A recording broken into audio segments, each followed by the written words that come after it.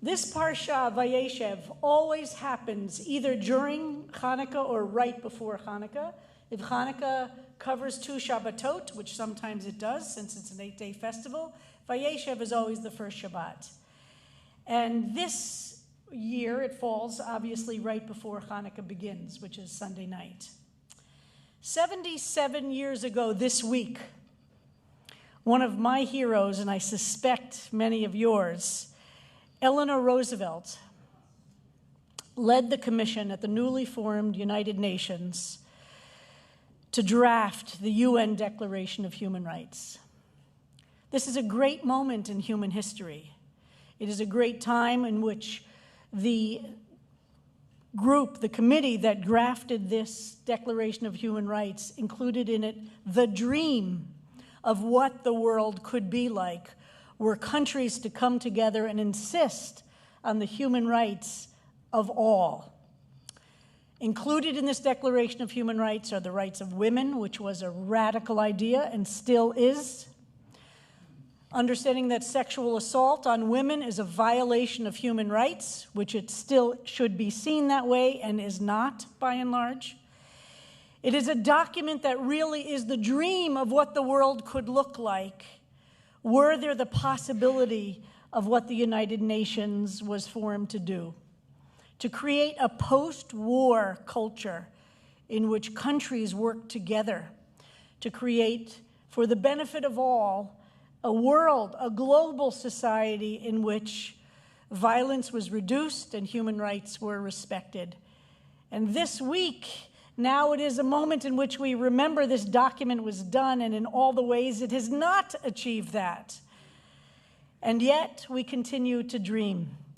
And as Rabbi Klein pointed out, this week's Parsha talks about the contrast between dreams and reality, but also the power of maintaining the ability to dream no matter what the reality is. And sometimes that reality is the political violence that this Parsha describes and that pasuk describes.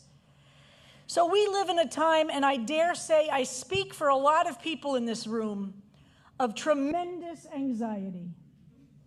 I dare say, I think, that there's a lot of anxiety from the mayoral election here in this city. Is it a good thing or a bad thing? Is it good for the Jews or is it bad for the Jews? We have so much anxiety about what's going on in our country with the situation in Washington, D.C., which I don't have enough time to even begin to touch that one, right? Who does? We all have the list in our minds and our hearts. I want to say one that particularly rips at me, though not, why even say particularly? There are just so many. Admiral Rachel Levine, whom Randy and I have the deep honor to know, who was the Assistant Secretary of Health under the Biden administration. Her photograph appears on the institutional, walkway when you come in. And this administration removed her name Rachel and put her dead name in order to humiliate her and to show that transgender people should be erased in this country. The level of petty cruelty, the level of deep hostility almost can't be contained in words, right? It's incomprehensible to a human being that is sentient and has a heart and a soul. And that's one tiny drop in the sea. And Dr. Levine's statement was magnificent, exactly as we all who are human beings are looking for leadership to see that in the world. And she said, I don't have time to respond to such pettiness. There is work to do in this world. There is work to do in this world. Et achai anochi mevakesh. This pasuk of this verse, for me, is like the bumper sticker maybe of my life or our lives of this moment. And personally, some of you were present when my daughter Molly, whose birthday is today, and she turns 39 today, so at her bat mitzvah, some of you were present. You might remember the drash she gave. I certainly do. And the drash focused on this verse, Et achai anochi mevakesh. I am looking for my siblings, for my brothers, for those to whom are my family members. You might remember this part of the story is when Joseph is sent by his father to go find his brothers to create some peace. There was tension, Joseph being the child who might have been the favored child. We don't know the whole story, but it looks like he was certainly favored. And Rabbi Yoey Kahn, my colleague, who was the first rabbi of Shar Zahav in San Francisco, back in the day used to call the Joseph story one of the fairy tales of the Chumash, of the Bible. That Joseph, we're told, loved makeup and beautiful clothes, the coat of many colors. And he was an inside kind of boy. He didn't really like going out into the field like his macho brothers. He liked staying home and taking care of home things. And so Rabbi Yoey Kahn used to call him this one of the great fairy tales of our history. Aviva Zornberg, the great scholar, called him an adolescent narcissist because he provoked his older brothers and he called them all different kinds of things in his arrogance. And so guess what? He was not beloved by them. But his father sent him out to seek out the brothers who he knew were angry at him, and his father sent him to find peace. So first of all, I'm moved by this image, this model. I used to think the father was abusive in doing that, sending this young boy out to see brothers who he knew was angry at him. But now I see it differently, and I read the story very differently, which is we have to go into the midst with those who are angry and might disagree with us if we have any hope of creating peace. We can't stay inside the house. That he understood Joseph was going to be the great leader that he became, I like to believe, and understood the first step towards being a great leader is being willing to go to places in which there is anger and division and seeking peace.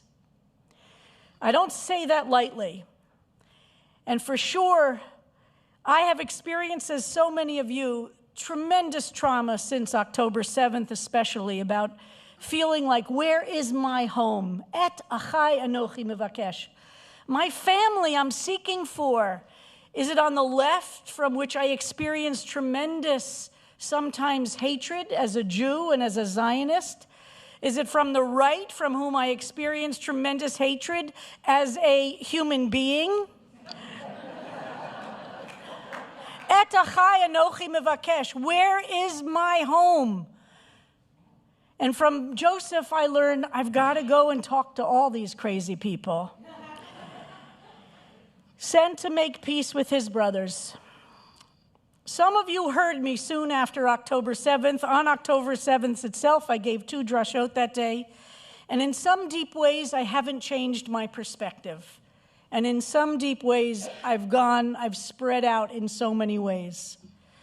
My first perspective is we have to hold so many deep, multiple truths at once. And that is exhausting, it's annoying, and I don't like it. I remain pro-Israel and pro-Palestinian. That is really not a popular position in today's world, let me tell you that. I believe that there won't be a possibility of humanity experiencing peace until we actually see the humanity in all of us. In all of us. Ugh, that's really annoying. The heinous terror attacks of Hamas remain crimes against humanity, and outrageous that the world does not treat them that way. No question in my mind about that. I also believe that Palestinians are not Hamas. And just like I'm a patriotic American, despite what's happening out of Washington, D.C., I remain a progressive Zionist, despite what's happening from the government of the State of Israel. I hate both of those governments, but I believe in the peoples. And I believe in our possibility of creating a different future envisioned by Eleanor Roosevelt by seeing the deepest of humanity in each person and not political categories. That's exhausting. It's really hard. Because right now we live in a world where everybody wants to know, which word do you use to say this X, Y, or Z? And if you use this word, it means that. And if you use that word, it means this. I want us all to breathe deeply. Et achai anochi mevakesh. I want to seek out the humanity in everybody. I want to approach people with whom I have deep disagreements with curiosity, with interest, with questions. I don't want to assume, based on my history as a Jew or as a lesbian or as a woman, that every single person is the same kind of anti-Semite that has been after us for thousands of years. We are in a dying democracy here in the United States. And as my good friend Amy Spitalnik says, Jews without robust democracy are not safe, and without Jewish safety, there is no democracy. Both are essentially true. And it is in the interest of Jewish safety that we have a robust democracy. It is the only time in human history that Jews have thrived the way we have in the United States, has been in the midst of a robust, sometimes deeply imperfect democracy. There is danger all around. Who are our friends? Who are our enemies? Many people are telling us what the answers to those questions are. That's the question we have to have an open heart and an open mind to consider. I would know that just saying these words tonight doesn't bring us to a place of deeper understanding necessarily, and I'm hoping to be teaching about these things in the winter and in the spring so that we can start to develop a sense of ourselves and a sense of who we are and where it will bring us.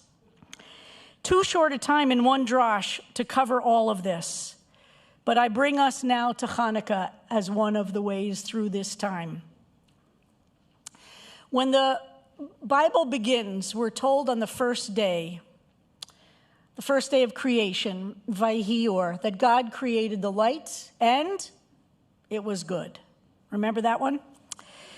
Vayeshev was created on the first day, but the sun wasn't created for another few days.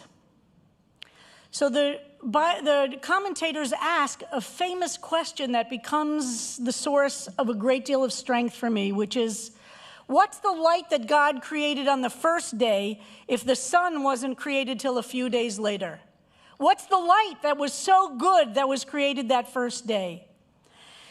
So the Gemara tells us that the light that was created on the first day was the light that was a sacred light of Adam Harishon, of the first human being, that was a primordial light. It was not a scientific light like the sun, which was created a few days later. It was a primordial light. And how is a primordial light different than the light of the sun? The sun of the light helps us see things, of course, right? We can see physical things and distinguish between light and shadow with the light of the sun. We can understand where things are physically on the chessboard, thank you, chessboard in front of us. But the Or HaGanuz, the hidden light that was created on the first day, is the light that was held back by the Holy One for the future. For a time in the future when darkness would be so thick, when darkness would be choking, when darkness would be suffocating, that physical light would no longer be enough. That this hidden primordial light would be useful in the future for those who sought it out, to see the spiritual outline in the world, not only the physical. The Or HaGanuz was put away, the Gemara tells us, for the righteous in the world in the future. Not in the world to come, by the way, which is one way of saying afterlife, but atid, for the future. We're the future. We are now in a crushing time of darkness, and we need that Or HaGanuz, that hidden, that primordial light, to help us see our way through the tunnels quite literally, to find safety. It means we have to look differently. We have to understand what we're looking at differently. We have to imagine we're putting on different kinds of glasses. We have to put aside some of our assumptions in order to become the dreamers that help us know how to create a future, just as this Joseph story does. This Parsha begins the last 13 chapters of the book of Genesis, which is an entire narrative in which God is not very present. And it's all about a family that muddles along in relationship with each other. And in this seeking for his brothers, when we say, Et achai anochi mevakesh, it doesn't happen simply, right? Over the next 13 chapters to the end of Genesis, Joseph will be almost killed by his brothers, will be sold into slavery, will go to prison, and then will rise to a position of great leadership in Egypt to save the people from sure death from famine. And during that time, the siblings, the brothers, then are seeking out Joseph. The story is put on its head. And they're then seeking out Joseph, who is now in this position of power. And through a very complicated back and forth with revenge, and hatred, finally it comes to a reconciliation. And Joseph, the brother, identifies himself, the same one who said, Et achai anochi mevakesh, my brother I'm seeking, he says, as the story comes to its conclusion, Ani Yosef achicha, I am Joseph, your brother. And they hug and they kiss. Tremendous pain in between those two psukim. And it's the Or HaGanuz that we're told by our tradition that's in our texts that helps us see these stories unfold in ways we can't imagine. Here he was, somebody in a pit about to be killed, sold into slavery, and he ends up saving the people. We do not know what the darkness we're in is preparing us for, or where the Or HaGanuz will shine a light on something to give us the spiritual strength to come up with solutions heretofore unthought of. That's what dreaming is about, and that's what this Parsha teaches us. We are told that the Or HaGanuz lasted for 36 hours before God took it and kind of put it away for the future in the story of the creation story of Genesis. And the Gemara I mentioned before says, what's the significance of those 36 hours? How many Hanukkah candles are there that we light? Not the shamash, but how many of those 8 nights, how many candles are lit? No, 44 is if you count the shamash. If you don't count the shamash, which is only there to light they're only there to light the Hanukkah candles, how many candles are there? 36. So the Gemara says the 36 candles of Hanukkah are about unleashing the Or HaGanuz, the hidden light that we need to spiritually see our way through the crushing darkness of our world.